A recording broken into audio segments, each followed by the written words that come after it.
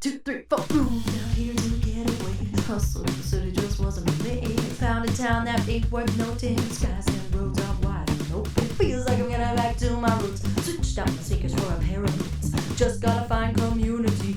Welcome back to Way Out Here, a podcast for remote and small town queers. Thank you, Camel Toe, for the awesome theme music. Today I'm actually recording this intro before the interview, which I'm doing in about 7 minutes, so gonna make this snappy. And this weekend I am going to Montreal Pride. So I'm not gonna have a lot of time this weekend. I'm probably going to have to edit this episode tonight. But regardless, I am so excited to go to Montreal Pride and make some new friends. I'm single, Montreal girls, and I speak French badly, but I could work on it with you.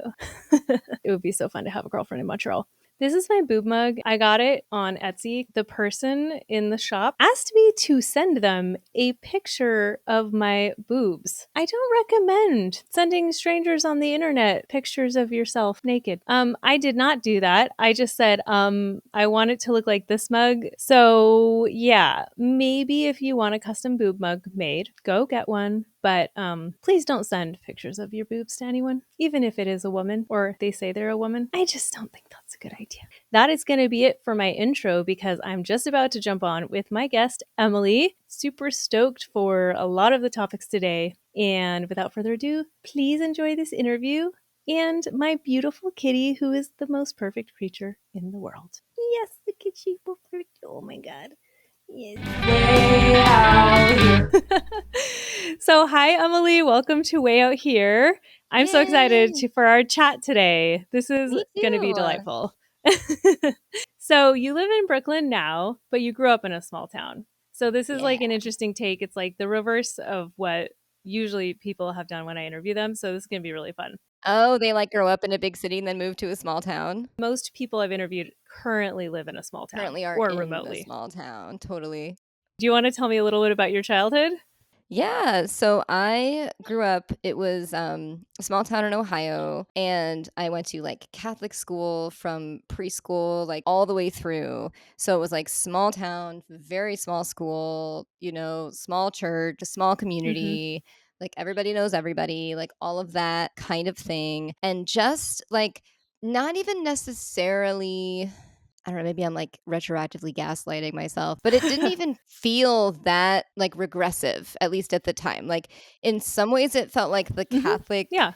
at least like the Catholic church and the Catholic youth group were like not as heavily into the purity culture as like the more evangelical churches, which I did I did the Pentecostal youth group in high school because, you know, desperate for community. So Right. I got a good taste of that too, but the comparison was interesting. The purity culture stuff didn't really come from my parents, and it didn't really come from even like the church that I was a member of and that I went to on Sundays and the school that I attended. Like, of course, like there was plenty of homophobia, you know, and all of that. Like, I mean, in terms of queerness, it was just like that stuff didn't exist. Like, it just like was not Yeah. an option. You know what I mean? The question was like, is it okay to kiss your boyfriend on the lips or not? You know what I mean? And it's like, oh, well, the Catholic Church says that's okay. Well, will making out get you pregnant? How far down this rabbit hole of like your first kiss should be your wedding day was like the meter you were, you know, grading on. The Right. concept that like people should be okay with queerness and that like someone in high school could be gay, like just like wasn't even on the radar, you know? No, me too for a long time. Yeah. So being Catholic, is it something you felt was a tradition or did you believe I it was like really a fully? believer. Like it really like my faith meant a lot to me. And it still does mean a lot to me though. Obviously it's changed a lot. But yeah, I really was kind of all in. I had this like kind of nerdy sense of like Catholic pride of like, oh, we're like the original Christianity, which, you Yeah. know, you could debate that all day long.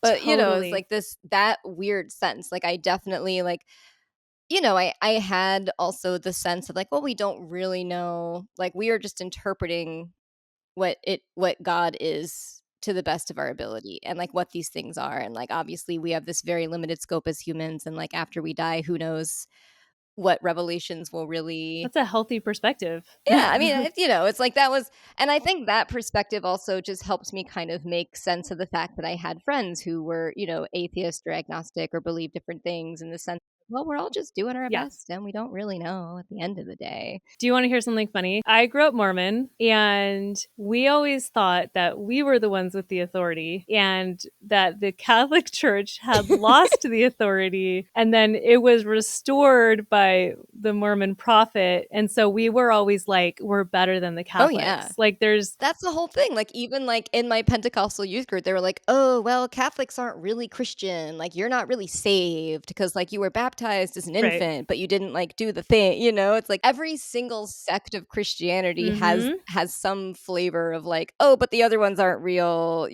until you get to like the actual cool ones. Because how else are they going to get Right. It's like members? they have to sell themselves. Yep. They create the problem so that they can be the solution. It's just capitalism all the way down. Yeah, totally. So you kind of had a really healthy perspective on religion starting out, and it seems like you had a lot of balance. What happened? Yeah, good question. Good question. I find it so wild, and it's certainly something I have discussed in therapy a lot, because I really feel like I purity cultured myself. Like, I did this to myself, and there was no need. Like, even like I remember having a conversation with my mom in the car about how like I don't think I want to have sex while I'm in high school because I just don't feel like I'm ready, and I don't feel like I know myself well enough to know if I'm ready. But like once I'm 18, then I'll feel like I can think about it and make that choice. Yeah. And she was like, yeah, sounds great. Honestly, You know what I mean? She wasn't like, no, you should wait till you're married. Like, she was like, yeah, that makes sense, But like somehow I then went to this youth group because my friend invited me, and it was like, it's always the youth it group. was totally the thing. It's the youth group because they're like, we're so cool and edgy. Oh, we have Christian rock bands. Like, you're gonna like be like edgy and like cool and like countercultural for Christ, So like, because every just get kid sucked in wants to be different a little bit. Like, and sometimes yeah. like, oh yeah, for me, it was similar where I was like a very quote good kid, whatever. And like, because I was raised in California, being Mormon actually made me the different one. And so, yes, I was very like repressed and ignorant and all this stuff. But like, a lot of people found it endearing. And it was just like, yeah, it was like my rebellion against the rest of the school. It was just like, I'm it's cool. so bizarre how you can find your rebellion anywhere. Like, it just has to be something that's different. And so, and I think also it's like, for me, because it felt like rebellious and countercultural, but also it was rebelling like into this like community and this structure and this like finally someone's telling me what I should and shouldn't do. Yeah. Like, that's nice because I don't know. Yeah. You know what I mean? So it felt like I got to almost cosplay as being like rebellious, even though really it was like so like safe and like comfortable. Which in a way, there's some good aspects of that too. Like, I mean, I'm really happy that I was safe in high school. And I think that like, there's a lot I would have figured out sooner, but not having sex before you're 18, I think is actually perfectly healthy and like kind of a good way to just focus on school and focus on being young and having fun. So yeah, there's some good sides. Oh yeah. Oh yeah. No, I mean, that's, and again, like this is the whole conversation with my therapist, is like how I sought out this group because I needed things that I got from this group. And also this group, like, fucked me up. Right. Yeah. It's like both and. Just like Fletcher says. Yeah. It's like, oh, Fletcher. I hope Fletcher's okay. Yeah. So we did like a Bible study, like book thing called Gift Wrapped by God that was all about how like. No. Oh yeah.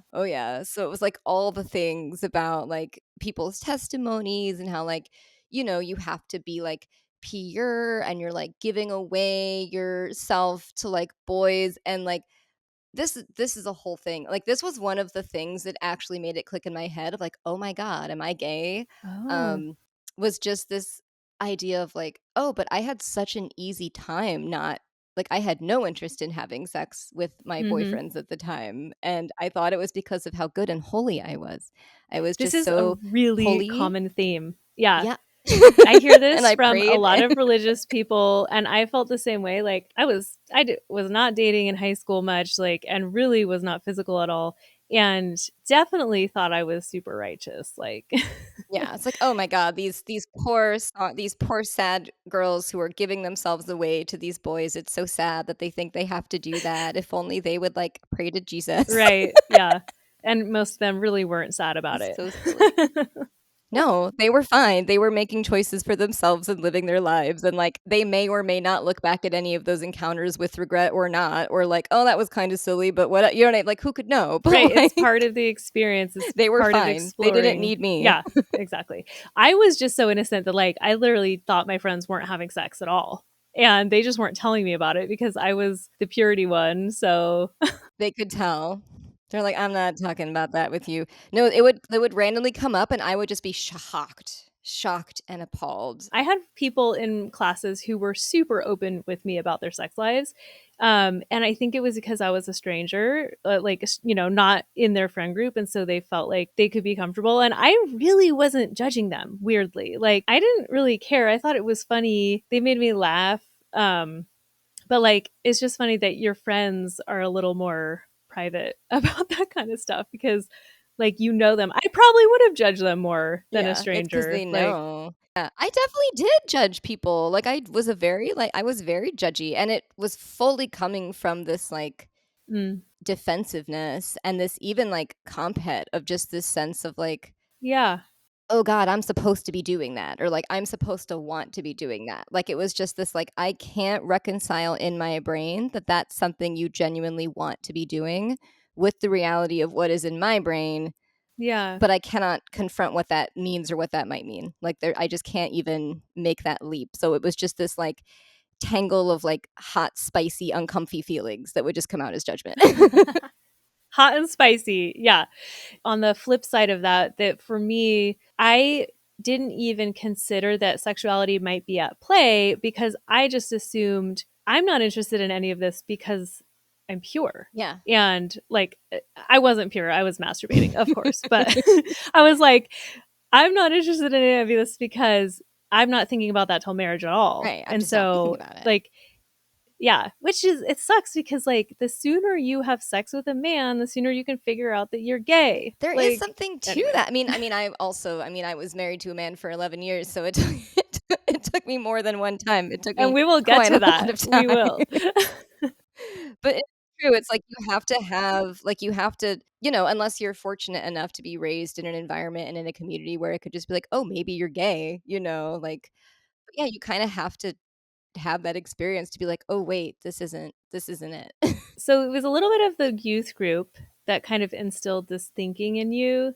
This is to me a really curious topic because I try to tell people who want to raise their kids religious to like have some type of structure. I try to tell them that like you can't control what your kids will internalize. So even if you're so chill at home and even if you're actively correcting misinformation at home, God's authority is going to trump you. Yeah, it's So, like, hard. was that kind of what was happening where you're just like, well, mom, you just don't get it totally because God is the one, like, God's Exactly. authority is above Exactly. Like, yours? if, like, a minister is telling me that this is what God is saying, then my assumption is gonna be that, like, my parents are wrong, and, like, maybe there's people Hmm. out there who would be like, "Well, no, I trust my parents more than this rando," and, like, good for them, but I definitely, kind of felt that way, and, like, I mean, in particular, like, the way that Christian youth groups are run, it's a little culty and it's that way on purpose. Like, there is this process of like, we're so fun and goofy. We play these fun games. It's so silly. And like, you look silly in front of each other and that makes you like bond. And then we like play the praise and Hmm. worship music and it's so emotionally compelling and we get you all Yes. stirred up and excited. And then we do the altar call and then everyone just saw you cry and say that you were going to give your life to Jesus. So like now you know what I mean? Like they do it on purpose. Like they know what they're doing. They do know. I mean, it's textbook. And yeah, we have something in Mormonism called testimony meetings. Same thing. You go up and you bear your testimony. Basically, you're professing your like belief that the Mormon church is the one true church, etc. It is so pattern forming. It's conditioning to make you feel like you did something right and then everyone's praising you. and proud of you. And the music, like, music is the biggest manipulator.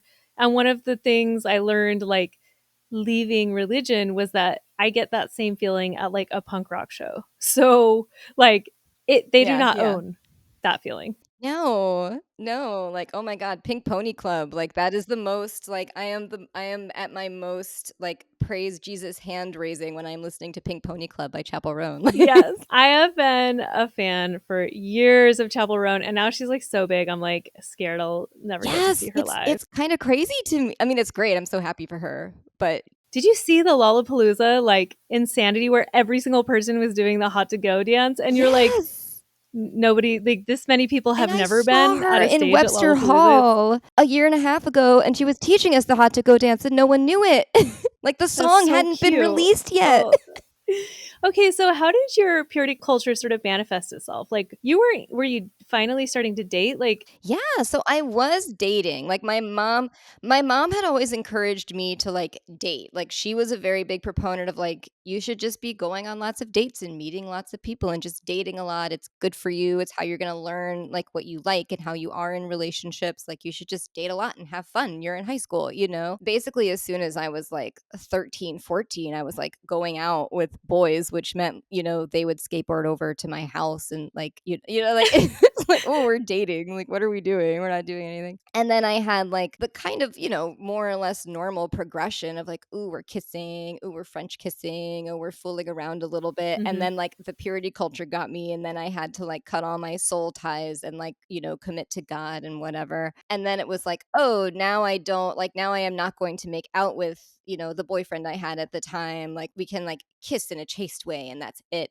And it was so funny because I remember like the making out and the stuff, it would be like kind of fun for a minute and then it would just be boring. And I would be like, well, what is the point? Now they want to do more and I don't really want to. And so there was this sense of like freedom and joy in having this outside thing I could point to be like, well, no, I'm not doing that. And this is why. And there isn't any point in trying to talk me into it or like trying to talk about it more because like we're not doing it. Like I have you had this a good thing that's excuse. happening. Exactly. And it's like so obvious how in that way purity culture like gave me this excuse and served me, you know, like it gave me this out that I just could just stop engaging in things that I wasn't really enjoying. You know, it wasn't like I was having a great old time. Like what was the point? It just was compet and feeling like this is what I'm supposed to be doing and like maybe this one's just not a good kisser and the next one will be, or maybe like at sometimes I thought maybe I was a late bloomer and I just wasn't interested in sex yet. You know, it's like all the things you try to understand, like why it's not working and like. Yeah, totally. Plus, like, I kind of made this joke. I'm like 75% sexuality lesbian, 25% political lesbian. Oh yeah, no. And so like with the whole making out thing, it's kind of non-gendered in a way because your eyes are closed having and you're a just good like, it's time. tongues, like it's I know. So she's like, that's not how I feel. And I'm like, all right, yeah, maybe because you're like 100% Yeah. lesbian, but Yeah.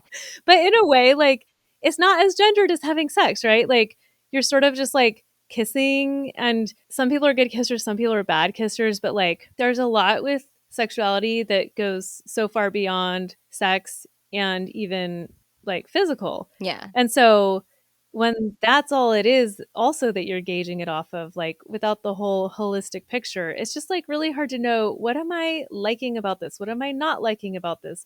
What do I see for the future, not see for the future? Like all of that is like so essential in dating. Yeah. And it's just not something you have when you're missing this entire part of Exactly. yourself. You're missing this whole chunk that's just not even part of the picture, you know, and you're trying to learn about Yeah. yourself. Not even an option. Yeah, it's just not even on the radar at all. And you're trying to learn about yourself and you're trying to understand yourself and you're trying to make choices and like own your body and own your like nascent sexuality. And like, how can you if you don't even have an actual contact? Like, you can't, you know? And it's so, I was Yeah. just telling Teddy, my partner, yesterday, like, you know, they kind of figured themselves out, you know, more or less in high school, more or less of what I think in my head of as being like on time or like, you know, whatever, which what Yeah. does that mean? That doesn't mean anything. Yeah. But they were like, well, you know, it happened for you the way it was meant to happen. And I was like, well, it happened the way that it happened. And there's things Mm-hmm. about that I'm framing that frame can be comforting and not comforting, depending. But there's things Yeah, we're about, doing the best with what we were given. But it doesn't mean it was meant to be that way. Like Yeah. we probably should have been free to Yes, explore younger. exactly. And like that's, I mean, there's things about the way that it all happened for me that I'm going to be grieving for the rest of my life. You know, like I didn't get to have a Me too. normal lesbian adolescence. That sucks. I know. I know. And it's like, yes, it's like my sticker says, it's never too late to bloom, but like, you know, there is reality with like youth and like the body you had when you were 23 and like all of that stuff that you're just like, I gave this to the wrong people or didn't give it at all. Like I wasn't even exploring my sexuality in my 20s. Like that sucked. Like, yeah, there's a grieving and it's Oh, necessary yeah. for healing. And it's just So, like yeah. that adolescent part of your life is when it is acceptable and normal to be awkward and like try to be dating but not really know what you're doing and try to be kissing and not really know what you're doing Mhm. and to feel really nervous and to feel really horny and to not, you know what I mean? Like Yeah. that's all like Yeah. developmentally normal. Having to do that Yeah. adolescence the second time through, like in your 30s, is like it's rough. It's hard to find the space to navigate it because you have to navigate it with people who are age appropriate, and like a lot of them already did all that. You know, they're like, "Why are you making it weird?" Yeah, totally. And just also like when you're young, there is a magic that comes with butterflies and falling in love and like the sort of like idealistic kind of thing that you can't have when you're also like, but now I have a mortgage or now I have an apartment to pay for and I have this and this and this and like all these adult things that kind of get in the way of just that like pure spark Well, and and you just magic. know too Like much. You know what it feels like when it ends. You know. I, I really do regret that I'll never really get to have that with a woman.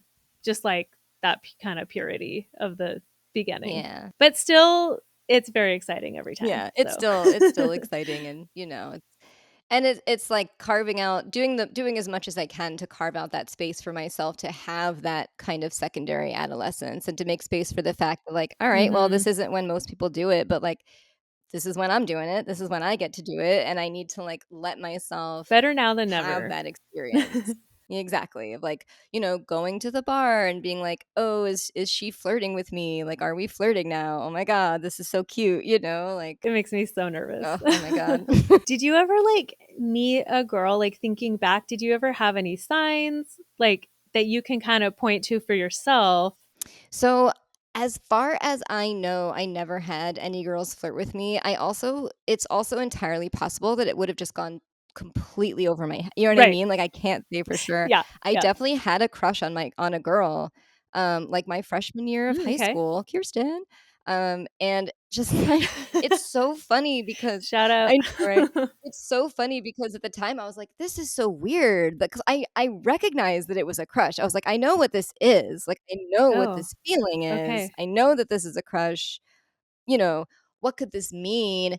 And I remember at the time, like, it was so funny because, like, the concept of bisexuality just didn't even occur to me. It was literally like, well, I have a boyfriend, so therefore I'm not gay. So Yeah. therefore this is just a weird fluke and is irrelevant, and I'm never going to think about it again. Like, it's just like, It's math. You're like maths. nope. Like It's like, nope, nope. yeah. So funny. So you knew it was a crush though? Like was it how did it manifest itself like the butterflies, the Yeah, discomfort, like wanting it to was be like around her just the all the time? butterflies and like wanting like being nervous when I was around her and having a hard time because it's like you know how you feel when you like someone as a friend and you enjoy their company and you're chatting and Yeah, like just having a nice time very and there's just different. an ease to it. But if you like the person, you know, then you're just like, oh God, like what do I say? And you know, I was like thinking Yeah. more about like what I wanted to wear to school. We were in uniform, so I had very little choice. But you Mhm. know, like I'm gonna wear the You're like cool I'm butterfly gonna wear the clip. cool exactly the cool goth bracelet from Hot Topic, you know, like I'm gonna look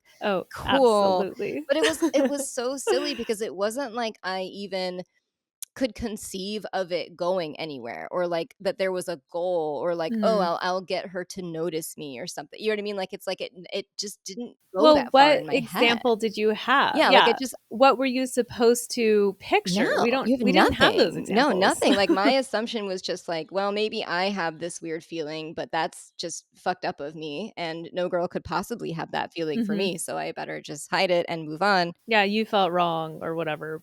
but you don't know why. Yeah. Like, it's just not something that we've been taught, that we were taught as kids of that age to kind of process or recognize. So Yeah. Well, and like, that's interesting though. I think it's powerful to look back and acknowledge those moments exactly. It's really because it's a affirming. part of our It's really history. affirming to look back at those moments of like, oh wow, like, and it's funny and it's sad because you have the moment of like, wow, how did I not know? Like that's so ridiculous, you know? And it's like, oh well, I know why I didn't know. I mean, I literally looked at like sort of pornographic pictures of only women on the internet. Like, hello, Hello.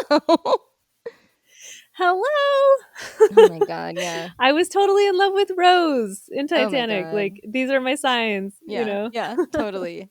So, this kind of purity culture group, was this the evangelical Yeah, one? Pentecostal, but I think they're under the evangelical Pentecostal. umbrella. Okay, yeah. Did they have speaking in tongues? Yes, they had the speaking in tongues. Oh my god. I tried. I really wanted to do it because, you know, it was like Do people just make shit up? I did. I do not. There are people who, and I mean like I'm all up in the evangelical Twitter for obvious reasons. So like I know Yeah. people who Yep. are like queer out deconstructed who are like I still speak in tongues and it's like a real thing that happens and I'm not going to try to convince you of where it's coming from or what it is, but for me it's an organic experience and I'm like I believe you like totally. When I did it, it was All something I was right. trying to make happen for sure.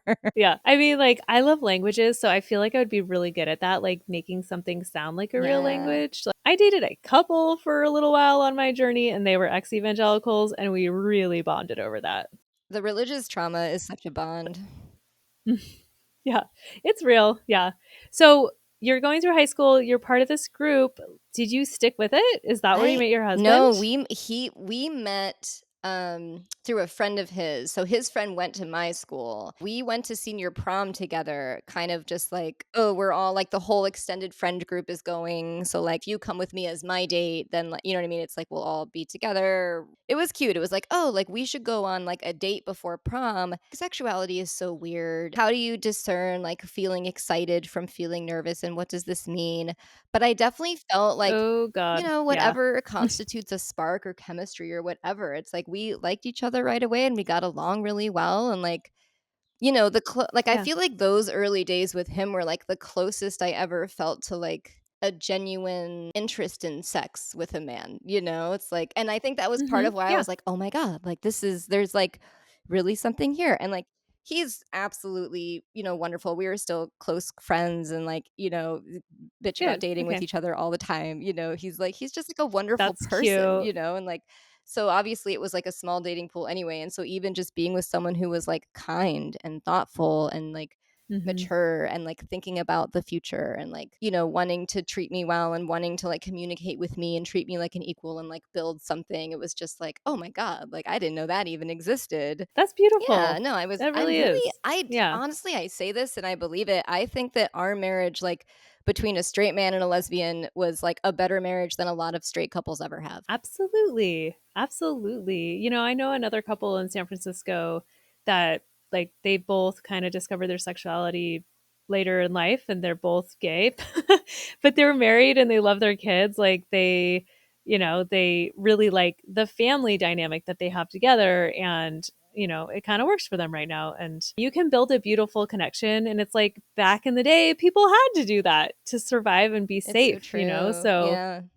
yeah. Yeah. But ultimately, it's not as fulfilling as finding someone who you're interested in sexually and they are interested in you sexually. Both things kind of need to be there for it really to be Yeah. fully healthy. Yeah. I mean, for people who are allosexual, alloromantic, et cetera, et cetera, et cetera. Oh, yeah, sure. Yeah, like, Yeah. you know, I mean, definitely. And like, you know, when Skip and I were navigating, you know, oh God, I'm figuring this out about myself. What are we gonna do? What does this mean? You know, I definitely was like, well, like we're already open, like we're sleeping with other people. Like, do we have to end this? Like, Wait, you have to back up now. oh yeah. So you get Yes, we married got married. and so the polyamory thing came before your Yeah, sexuality? well, so what happened was if we want to go way back before we were married, when we were dating and we were in college. We were like long distance for 2 years. And it was finally clicking in my brain after having lived in New York City a couple years that, like, oh, like I am attracted to women. Like that crush in high school wasn't a fluke. I am attracted to women. And so then I assumed I was bi. And I was like, okay, like that's cool. And I just remember like walking into Skip's room and being like, so I don't know if this will ever matter or I'll ever need to do anything about this, but I just feel like I should tell you that I am attracted to women. And he was like, okay, like, like did not throw him or concern him at all. We were just dating at the time, and like we got engaged, we got married, and then for the next, 9 years or so, I was just sort of coming to terms with, what this meant. And it was like I was, I think, 31 when I like came out as bisexual and really like owned that label and like celebrated Yeah. pride. And it was That like, was the same age that I came out, yeah. basically. Yeah. Something about the early 30s. I don't know. And it was like that was so beautiful and positive and affirming. It was so incredible to embrace like that sapphic side of myself. It just felt so good. And my husband was completely supportive and completely affirming and completely like, this is awesome. And I'm happy for you. And like, we marched in the Pride Parade together, like fully, just completely, supportive, love my bisexual wife, um, and I kind of thought like, well, that's it. I did it and I feel really good now and there's no problems. And then it was just this like growing unease and like this sense of like frustration. And like I had a lot of anger that like I'm in this marriage where I'm very happy. I love this person. I love this partnership. And I'm just so mad that I didn't get the opportunity to explore being with women and to explore my quote unquote bisexuality before I settled down with this person. Like that's really, it really Yeah. just felt like this injustice. And like I had like missed my It chance, was.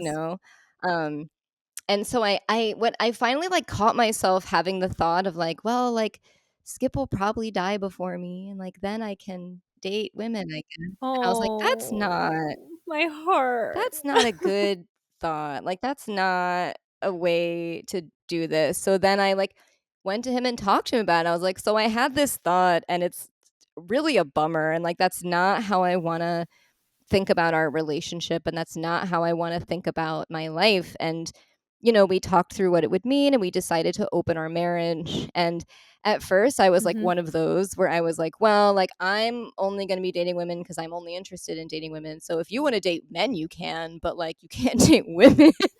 And of course that's not how that works. Not that people can't have whatever setup works for them, but like it's not Yeah, it's yeah. not actually fair because he's straight. Um, and so we kind of like talked through it. And, finally it kind of made a little bit of sense to me that he was like, well, like I barely dated anybody before we got together. And so I kind of missed out on that experience too. And so then it was Mhm. like, okay, we're both going to do this. We're just kind of explore a little bit. And like, ultimately, I am not a polyamorous person, right? Like I'm not someone who gets compersion. It's not how I'm wired.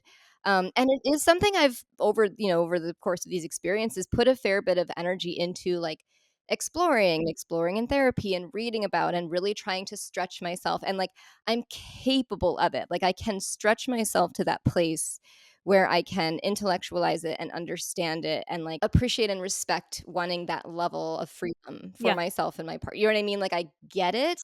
And totally. also it's just not natural for me. It's very difficult. It's not Yeah. comfortable. It's not. So we did this thing and for us it was very like not fully don't ask, don't tell. It was like, "Oh, you're going on a date and I know that, but like I don't want to know anything about it. I don't want to see a picture. I don't like you're doing this and it's good for you and I get it. And then you're going to come home to me and that's it. There's a lot of safety in that. Like for I think for a lot of people who for whom polyamory is not natural, which I do think is a lot of people. And it's like when it's a trend, you feel like guilty for not being as into it as like everybody is, but it's just not for everyone. And I think there is that feeling of like, I just want this to look as much like a monogamous relationship as we Yes. can possibly make it look. And like exactly like you said, the safety of coming home to the same person and like I'll never feel jealousy. Yeah, all of that Yeah, stuff trying is to like protect that's not yourself really and true. yeah, and it's like, well that's not, it's So of course, like I went on the very second person I went on a date with, was like my, you have that first sapphic experience of just falling so hard and so fast and like so intense and like so powerful and like, it ultimately wasn't healthy, but it was still like in many ways like a beautiful first experience, at least the first few months. It was like really magical and wonderful and new relationship energy. And like, again, my husband, way better at this stuff than me, was like so supportive and so kind. And he was just like, it's just so nice to see you happy. And it's so nice to see you like Mm-hmm. getting to have this experience. And like, I'm genuinely really happy for you. And just like, keep me updated, communicate with me, let me know when you're going to stay over there Yeah. versus staying here. And like, we're good, like he was so like,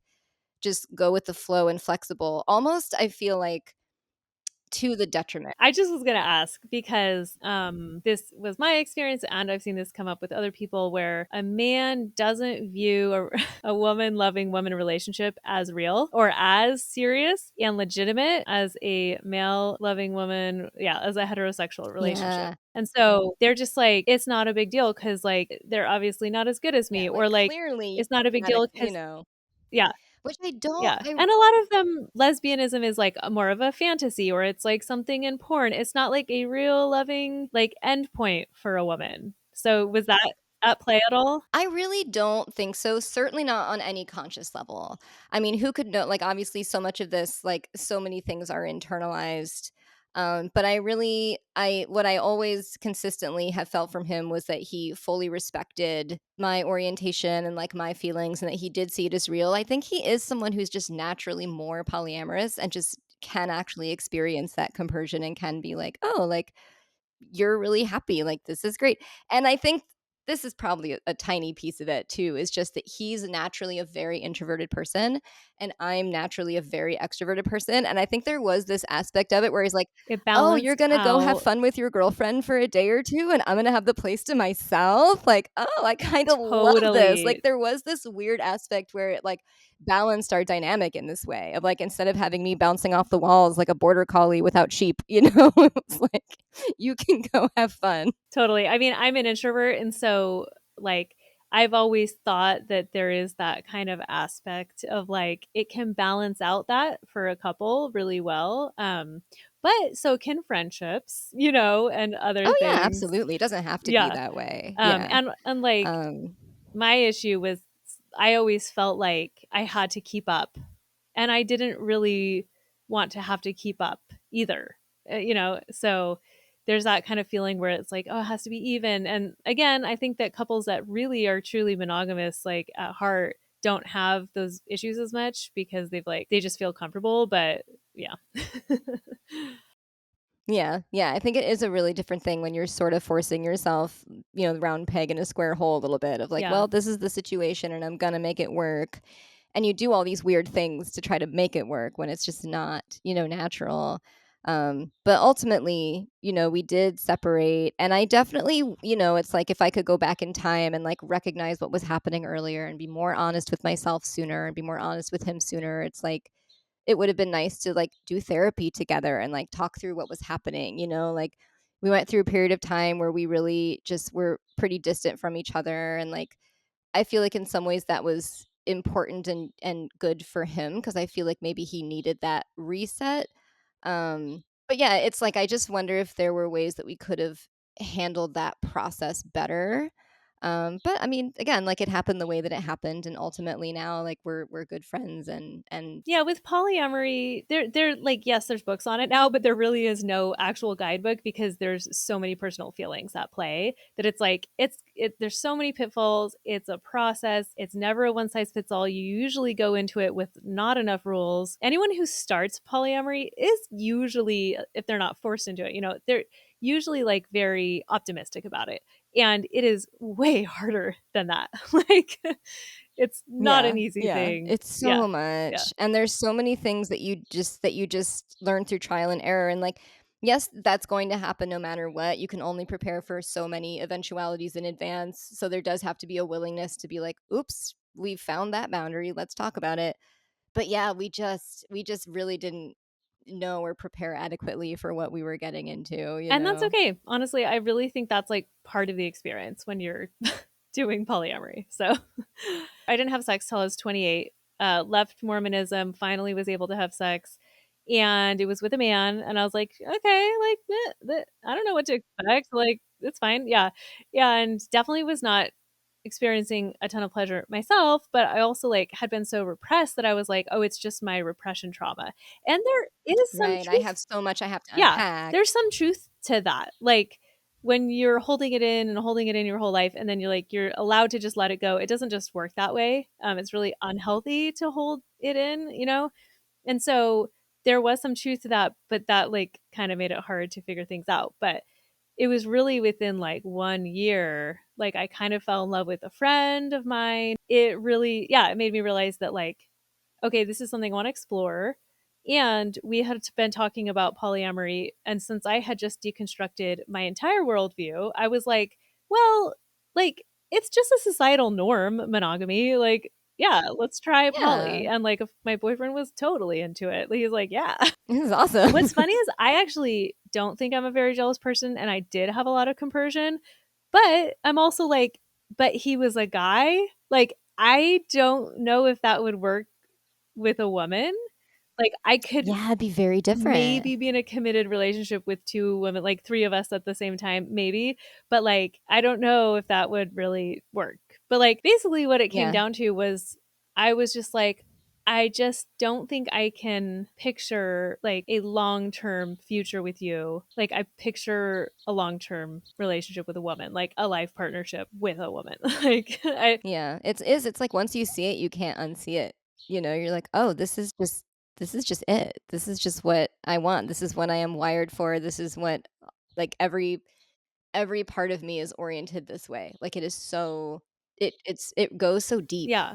It's about romance. It's about building a life. It's so much more than just sex. And then it's also about sex. Like, it's about Yeah, and it's also about the sex, yeah. attraction you feel towards somebody. Like, it's, yeah, we're oriented. That's why it's called sexual orientation. We are oriented Yeah. a certain way. So, Yeah, so I was dating the woman that I had gone on my second ever sapphic date with, and we were together for almost 3 years, and it was like it was real bad when we broke up. And I think part of why it was so hard was because I had gone kind of directly from, being with my husband, living with my husband, having a partner to living with her. And like it was that kind of thing of like, oh, like I still had to grieve and very much did grieve, like, my losing my marriage, but I still had like yeah, you had a something to partner fall and back that on. stability Yeah. and that, right? Exactly. So like I didn't have to confront like being alone. And like that was really hard. Like being like, oh, I can't just be out here dating. I don't know what the fuck I'm doing. Like I am, how old was I? 35. Yeah. Dating women is not easy either. It's like complicated. No, it's hard. And I had never lived alone. And like, so I had the classic like first breakup. It was really tough. The first sapphic love you lose is crushing. It was really like, well, we're going to find out if we're going to make it. We're just going to keep putting one foot in front of the other. And like, I definitely like it turned out to be, and which is what my therapist kept telling me was this incredibly fruitful time of like learning to lean more on my friendships. Like Skip and I had always been very like, it was like we had friends, but like we were so insular. Like it was so like us Mhm. as a couple, like Yeah. everything is like he's number one, and if I need something I'm going to him with it. And you know what I mean, it was just so tight in that way. And really I had to learn how to like be more diffuse in terms of my community, and like, oh, like I need this, I need that, I have these emotional needs, I want to spend time with people or whatever. And it's like, oh, like I have all these friends I can be leaning on. Yeah. And like I had a like, and I think just through luck too, like a lot of my good friends are people who have spent significant time single, and so they were very much like, welcome to the club, like they knew what I was going through and they knew how to be there for me. I'm the opposite of you. I've spent most of my adulthood single, and my time in relationships has been the minority. And so I've like very much learned to be on my own and love myself and all that stuff. But it's like, Yeah, totally but different it's perspective. also like, I do want serious relationships. And because I'm already a late bloomer, it's like, it can be hard to be like, yes, give me a chance. Like, give me a chance for a long-term relationship when, maybe they've already been in a couple 3-year relationships or whatever. And they're like, Mm. so it's Like, I both don't things are know. important, I think, Totally. Both things are both things hard. are, yeah. You learn different Yeah. challenges. You learn different things in both. Yeah. And now I find myself, I've been with my partner now for a little bit over a year, Aw. and I'm having this other problem now of like trying to navigate, like, okay, like this feels really good and really healthy. And Mhm. I love this person and I love our dynamic. And like, I want to keep moving forward with this. And I want to do that in a way that is not codependent, that is not subsuming my identity to the couple, that is not U-hauling, that is not these things. And I don't know how to do that. I have not had that lived experience. Like I don't, so I'm like I creep forward a little bit, then I'm like, wait, no, that's too much. Like I don't, Yeah, there's it's a so reason that the funny. unhealthy things end, right? Like, and Yeah. so I think when it is healthy, you're like, okay, this is like scary now because I haven't done this Yeah. yet. Like, Yeah, I'm so suspicious of it. I'm yeah, suspicious of everything. I'm suspicious of the fact that I am like calm and rational about it. I'm like, well, doesn't that mean that I don't like love them enough? Like the uh-huh. fact that I can I like don't feel think that, logically about how I right. want to handle it. Like I don't feel like I've literally lost my mind. Surely that cannot be a good thing. It's like, well, maybe Yeah, it is. it's like like arousal's the wrong word, but what is the word when it's like strong emotion, like The infatuation, the no, limerence. it's not even that. It's like when you're fighting with someone and there's like that rise that you get. Like there's a Yeah. word for that, but it's like it's not healthy, but it can be addictive because it's a feeling and it's a strong feeling. But it's Yeah. like that's not what you want in a long term serious relationship because it's not sustainable or Yeah. healthy. And then you feel like shit all the time. And yeah, so but that's great. I'm really Yeah. So happy for that's you. that's Yeah. Thanks. Yeah, I'm really happy for myself too, and I'm just like, we're gonna do this. We're gonna navigate it. We're not gonna fuck it up. You Yeah, know? yeah, absolutely. That's great. So, how has it been like finding queer community? I mean, you are in New York, so it's a little different, obviously, but like, yeah, how is the community in New York? And like, do you feel like you would ever move back out to somewhere small, or is it like because it is so different to be queer in a city? Like, what do you Yeah. think about that? Yeah. I mean, definitely in some ways it's so much easier. I mean, it's New York City, it's Brooklyn. Like there's so many queer The people. woods on Wednesday There's night. yeah, right? Gingers, Yeah. like there's several different lesbian, specifically lesbian bars like I can go to and like find community and meet people and just like have fun and like that is so huge. And I do think that having conceived of myself as straight for so long and being in a straight, presenting marriage for so long, like most of my friends are straight and like they're wonderful dear friends and I want them to remain my friends. And so there is this like push and pull of like wanting more queer Oh, you community, wanting definitely more need more close queer friends. queer Yeah. friends. And also, it's like, well, I only have so much time and so many hours in the day. And like, how do I put myself out there? And like, making close friends, like, as an adult is challenging in and of itself. So, like, that's definitely still something I kind of grapple with, where it's like, well, I definitely would like to have more and spend more time with the queer friends that I have and like have that be a bigger part of my community so that because like my friends who are straight are wonderful, and there's just things I can't talk about with them, or like I can, but it's not You the same can, because but like it's it just just not as natural. It doesn't just come up on its own. Yeah. right, like it's just like their perspective is different because they're not gay. That's not bad. It's not wrong, but it is just a fact. So that's always something I'm balancing is like that I want that, but I just remember how it was even just moving to New York City in the first place and how long it took me to build this strong group of friends. Like that just doesn't happen overnight and you have to just trust the process and let it be little by little. I definitely God, like I remember when I first moved to New York City, I used to tell people I was like, "Oh, I'm going to live in New York City for like 5 or 10 years and then, I'll probably be tired of it and I'll leave." And I just kind of noticed as the years went on that I kept saying that and those numbers never changed. And like now I have been living here for 19 years. Wow, seriously? Oh my So god, amazing. kind of one of the marking characteristics of New Yorkers is that we are blasé and you can do weird shit and we won't even look up because we're Exactly. unimpressed. You know what I Yeah. mean? That freedom felt so good. Okay, what kind of projects are you working on right now? Tell me a little about what you're doing now. Oh my goodness. So I'm an aerialist and I'm a doula. So those are my like day jobs, quote unquote. They happen whenever they happen. Nothing happens during the day. Who could know? And then I do have a podcast with one of my dearly beloved straight friends. It is like this. It is very silly. It is very like we record on our phones. We are not even fancy. We are just like, hello, here we Yeah. are. We're gonna be weird.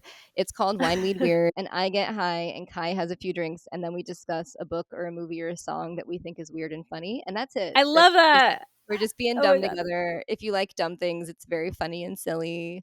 I think I would Um, really enjoy that. yeah, So it's a hoot. wine, weed, weird. That's it. Wherever you listen, it's on all the things. It's like the most. We like to refer to it as like a lo-fi indie podcast. I love that. That's so delightful. Yeah, Honestly, that's like it makes me think of drunk history or whatever. It's like everything is funnier when you're a little bit high or a little bit drunk.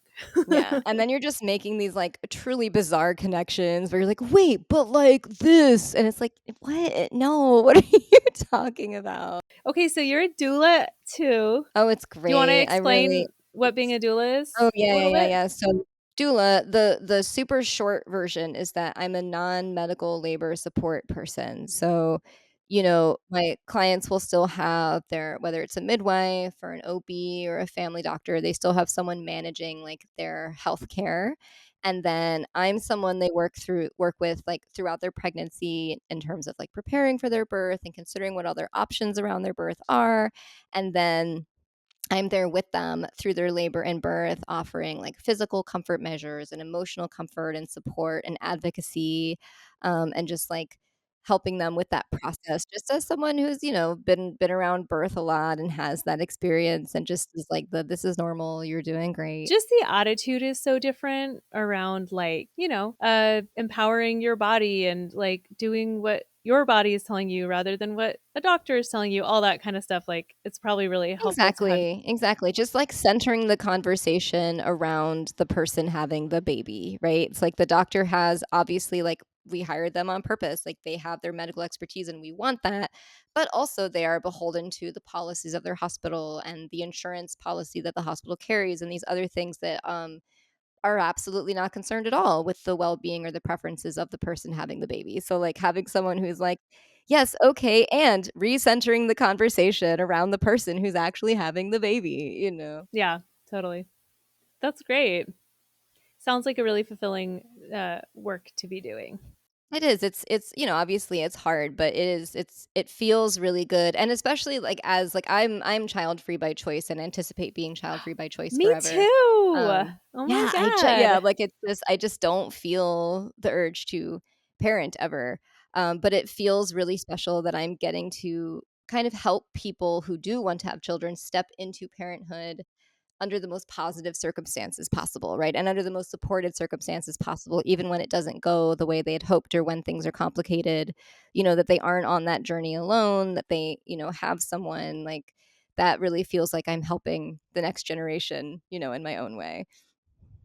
Yeah, I definitely believe, like, in the same way that I have conviction that I don't want children, I do believe that people who have the conviction that they do want children, that they should do everything in their power to do that, because I think it is this kind of intrinsic part of you, either wanting or not wanting.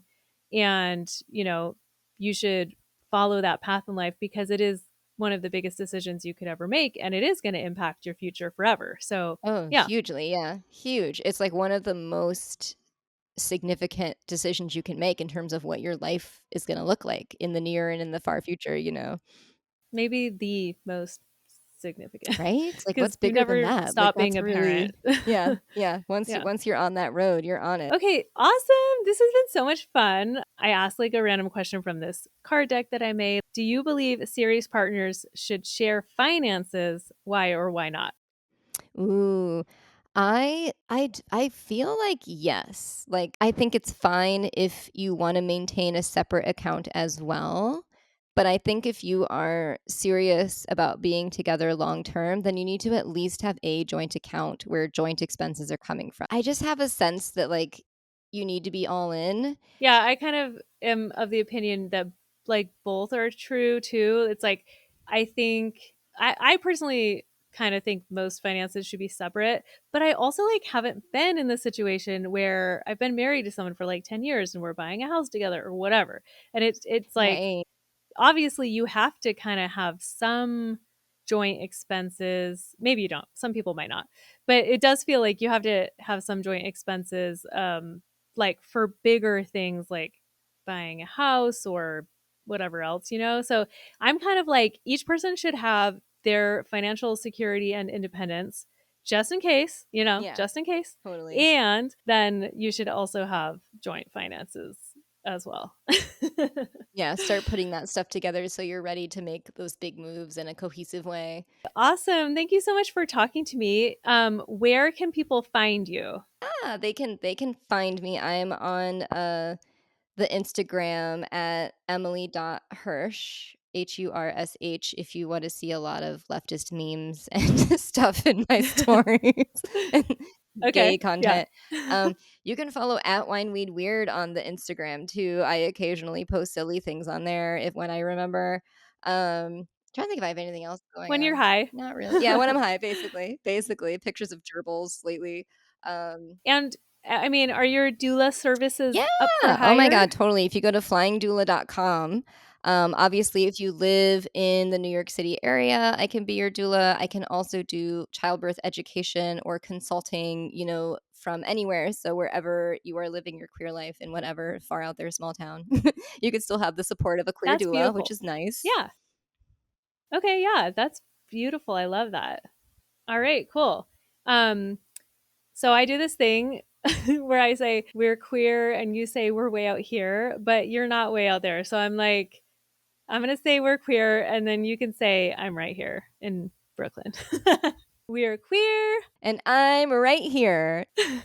Perfect. We did it. Thank you so much. Thank you. This was so fun. Yay. 2, 3, 4, boom. Down here to get away. Hustle, the city just wasn't made. Found a town that ain't worth noting. Skies and roads are wide and open. Feels like I'm getting back to my roots. Switched out my sneakers for a pair of boots. Just gotta find community. I know there's more out here like me. Cause we're here. Oh, I know we're here. Oh yeah, we're queer and way out here. Sometimes when I'm here really testing my patience, ran out of swipes, had to spam my location. 500 miles ain't really that far. You know, maybe I can fix my car. Hills and mountains and trees and stars. Beautiful, but it ain't no gay bar. So many queers across this nation. I hear every one of them